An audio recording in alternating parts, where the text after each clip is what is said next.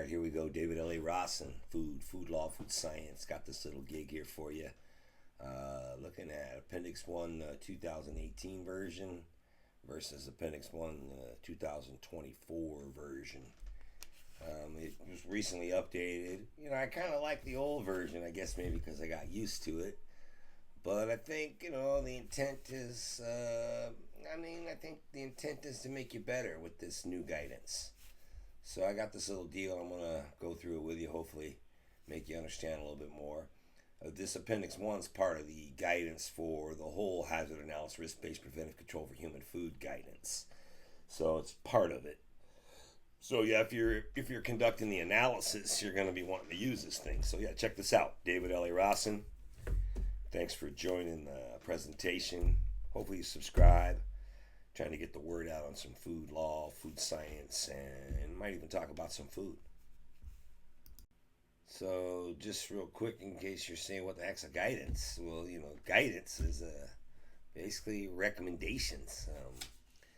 Kind of the FDA's dumbed down version of how to comply with the regulations. So it's just reading the regulations sometimes will kill you, put you right to sleep. So this guidance document, the one I'm covering today, and others like it, are intended to help. What's interesting about it is not only you and your business, but to help its employees implement the regulation. So one thing that's important to remember that these are not the regulations. They're not legally binding, but they're what some might say are the best practices. So I want you to remember they're like a roadmap. Roadmap's one way to get there. GPS another way to get there. So make sure you pick the best way. So these guidance documents are meant to help you. So real quick, a brief history on the FDA guidance documents. Started out pretty much with the Food, Drug, and Cosmetic Act. Came out with guidance to help businesses understand and comply with the new regulation there, particularly for product labeling and food safety standards. And then over time, it included guidance for GMPs. And then again, through time, came out with more specific guidance to help you identify hazards with particular types of foods. And then guidance with emerging technologies like genetically engineered foods or genetically modified ingredients, medical devices, biologics. So the FDA kind of keeps up with whatever the regulations have to be designed for. Guidance documents are also designed to help you comply with those regulations. So just a little history on guidance documents. So this presentation is about Appendix 1. It's a guidance document within a larger guidance document. So Appendix 1 is part of the Hazard Analysis Risk-Based Preventive Control for Human Food Guidance. Now this guidance is to help PCQIs, or Preventive Control Qualified Individuals, conduct their hazard analysis. Now this guidance document, Appendix 1, is not for seafood or fish and fishery products. It's not for juice products, although you might have a juice ingredient. It's not for meat and poultry products. It's for all the other products out there, pretty much. So these tables in Appendix 1 will help you identify hazards that you should consider while conducting your hazard analysis. And even in the regulation, when you look at 21 CFR 117, subpart C, where it covers the hazard analysis, it says you should use information of known or reasonably foreseeable hazards. And that's what this guidance is. So hang in there with me as I go through the different versions. I got into this because there's different versions of it, and like I was saying, I like the old one a little bit better, but this new one I think is really intended to make you better. So let's check it out. All right, so here we go. I'm going to let you be the judge, which one's better. I'm going to put both of these attachments in the description so you can check them out. But when back in the old days, about 6-7 years ago now.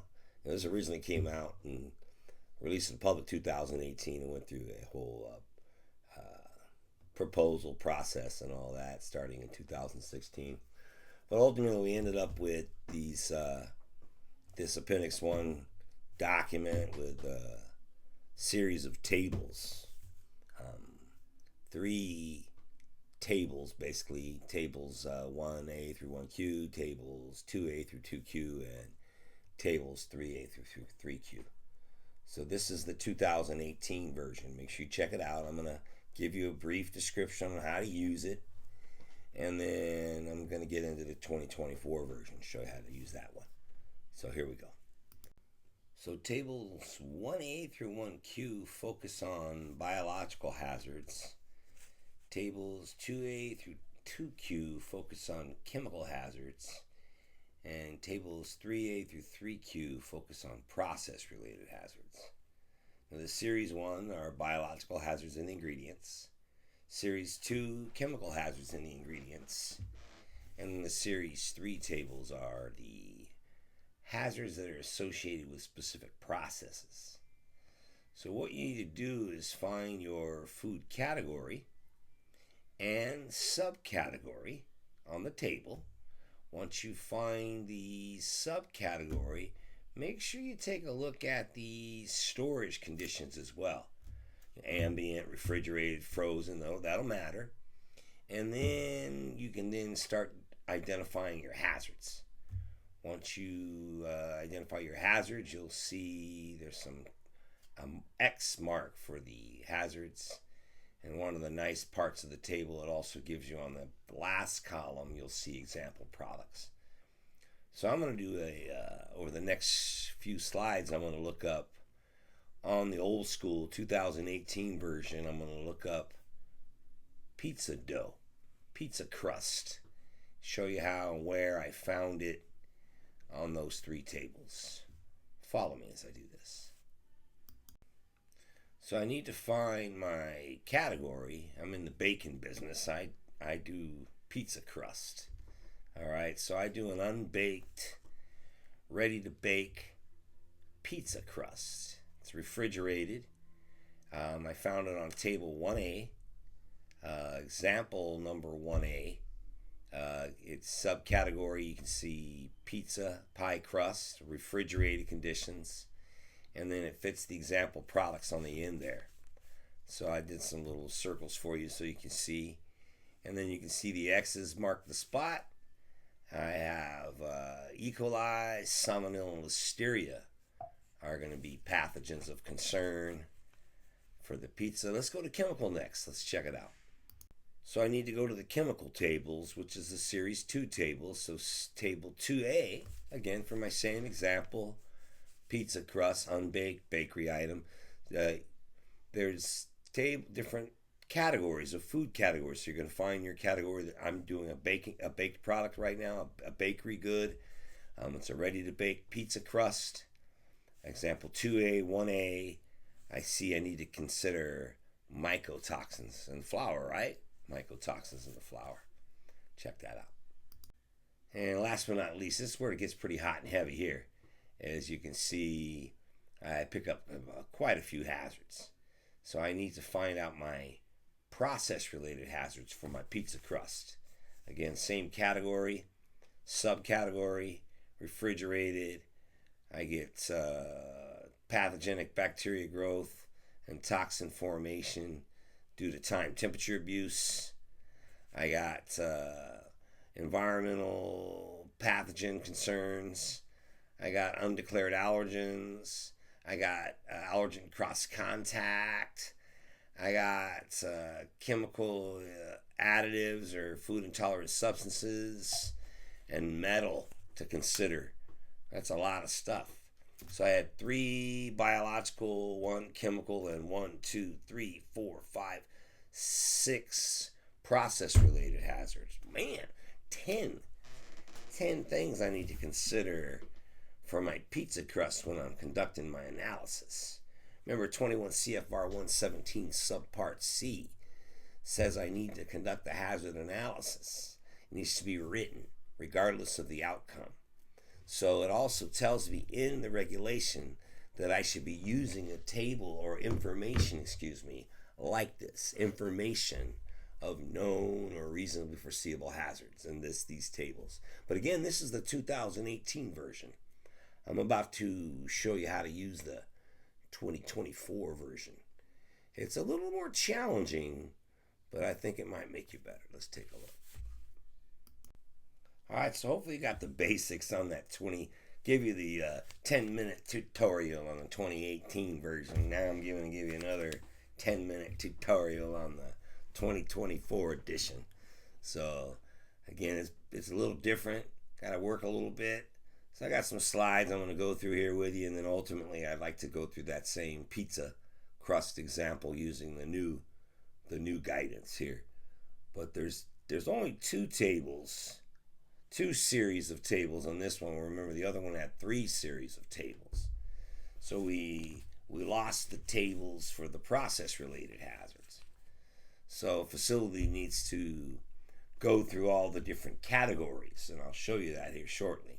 There's different categories of process-related hazards, and then ask yourself, get a mirror, hey, does this apply to us? Is this something we should consider as significant or address within our hazard analysis, perhaps create some strategies for controls on a preventive control type of document. So yeah, I'm going to go through how to use this thing. Again, there's 2 series, 1 and 2, 1A through 1P, 2A through 2P.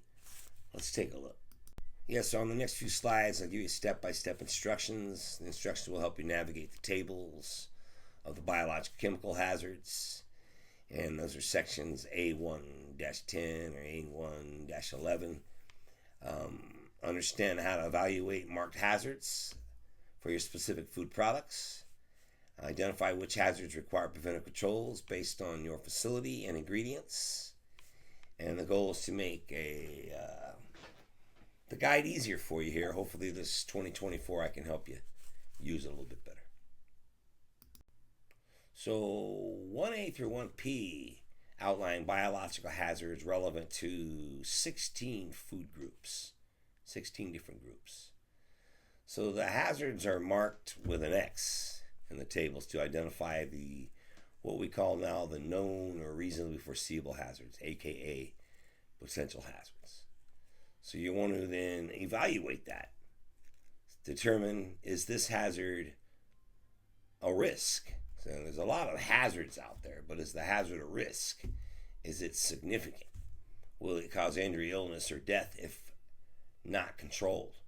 So if it will, then we need to decide which of those hazards that have been revealed to us require a preventive control. Similar structure, but the next series of tables focuses on chemical hazards for the same 16 food groups. In 12 of the 16 food groups, tables identify hazards marked with an X for the known or reasonably foreseeable hazards. You're going to want to evaluate those hazards, determine if they're significant. If they are significant, determine a preventive control. But there are 4 of the groups where we need to dig in a little bit deeper, and we need to look at the ingredients. So the facility should refer to the tables most applicable for the specific ingredients, and then evaluate those hazards. So that's a significant change from the 2018 version right there too. So we're gonna go through that pizza crust one here in a minute, which is a good one. I need to know a little bit more about the ingredients, but we'll just assume it's got flour, water, yeast, salt. Maybe we'll throw some oil in there just to mess with it a little bit. So we gotta see how that works with the new series of tables and see what's happening. So again, 1, 2. Let's move on now, because we got to then figure out how to do the process stuff here. So there is no dedicated table for process-related hazards in the 2024 guidance. These are, again, considered unique to each facility. They depend on the specific processes. Are we heating, cooling, packaging? Our history, our GMPs, our sanitation, our training. But we need to get into the biological, chemical, physical hazards that are associated with our processes. So there's a considerable amount of guidance. Section A17 provides specific advice for how to identify process-related hazards. A list there. I'm going to go through some of those on the next few slides, kind of show you what that looks like. You need to identify the hazards and then, of course, evaluate the likelihood of their occurrence. And then if they are likely to occur, then to prepare some type of or develop a preventive control. So this is going to be more customized approach for your facility, not as generic as the 2018. Again, I'm going to do that pizza crust one. You'll see what I'm talking about. So remember, we had tables on the last time in 2018. Here in 2024, we don't have tables. We have a list of things we need to kind of go through and see if they're relevant to our facility, and if so, determine what preventive controls we need. So here's the categories the FDA has recommended we consider. Quite a few of them. I'm not going to read every single one of them to you, but you'll find these in the guide. A1-7 starts covering them. A1-7, you'll see as you make it through there. So yeah, bacterial pathogens due to survival lethal treatment, pathogens, time temperature control, pathogens due to poor formulation. You see it's got all the pathogens, and it gets into chemical, like environmental pathogens. Oh, sorry, not that's still pathogens, yes. Undeclared allergens, chemical hazard due to formulation, gets into medical, metal, glass, physical hazards you see. So our job is to go through each one of these categories here, and there's some help in the guide to determine which one would apply to us. We're gonna try to do that for the pizza crust one here in a minute, like I told you. See how we do that. Go through each one. All right, let's do that. So when I look up my pizza crust on tables 1, series tables 1A 2024 happens to be the same bakery items under the category bread, biscuits, rolls. You see pizza there. Ready to bake, same category as last time, refrigerated. You see how it consolidates a little bit, refrigerated, frozen. Same organisms of concern, E. coli, salmonella, listeria. So pretty consistent there. Guidance. Let's keep going. All right, so here's where the 2024 guidance starts to flip the script on you a bit. So when I go to food group 2A and look up the pizza under the bakery items, I see it does not include a table, but it tells me you look them up, okay? You figure it out, okay? So if your product contains, different ingredients, then we got to go to different tables. So if we got chocolate, table 2D. If we got eggs, table 2G. If we got wheat flour, 2J. We got to check out the different tables. So I said we had water, yeast, flour, salt, and oil. Let's see if I can figure that out with these new tables, what my hazards might be. Follow me now. So our main ingredient's flour. So flour is covered on 2J. You look up the grains, non-rice. You see example number 1, 2J1. I pick up mycotoxins and pesticides. There is a footnote right there.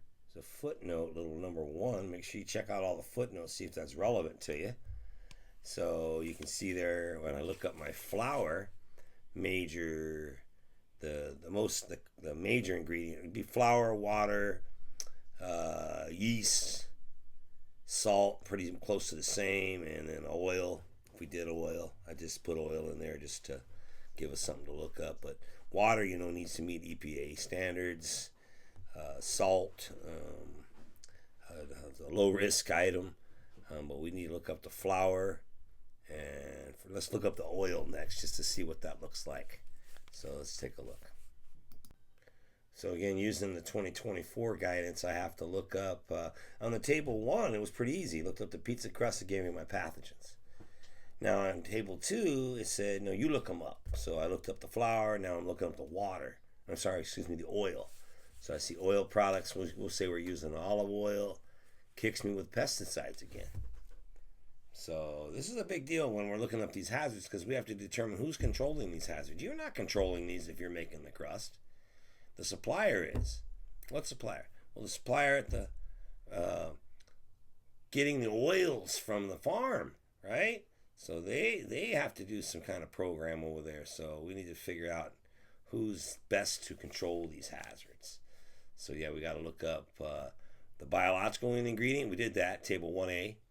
Got to look up the chemical ingredient. Went to 2A. 2A then told us no. Go to 2J, 2L, and any others that apply. Now we got to look at the process-related hazards. And I kind of got into that earlier, but I'll show you one more time. So for my pizza crust, I need to go through each one of these categories. So we're not cooking the pizza dough, so it's ready to bake. So number 1 wouldn't apply. Lethal treatment, no. Growth of toxic formation due to poor time temperature control. It's not ready to eat, but perhaps a toxin formation could apply there somehow. We have to take a look at that one. But yeah, probably that one. Growth and toxic formation due to poor formulation. No, I don't think that applies to us for the pizza crust. Growth and toxin production due to reduced oxygen package. I think we'll have low enough water activity, maybe not to worry about something like Listeria botulinum, but I'm not a pizza dough expert, but that's what we'd have to look at. Presence of due to ingredients after processing, that's not going to be the case. Pathogen introduced after processing. It's going to be ready to bake. There's probably nothing been introduced anyway, so presence of growth to toxic production due to recontamination, lack of container integrity. I mean, it's possible. I don't think would apply here at all to the type of product it is, ready to bake. Environmental pathogens, recontamination in the environment.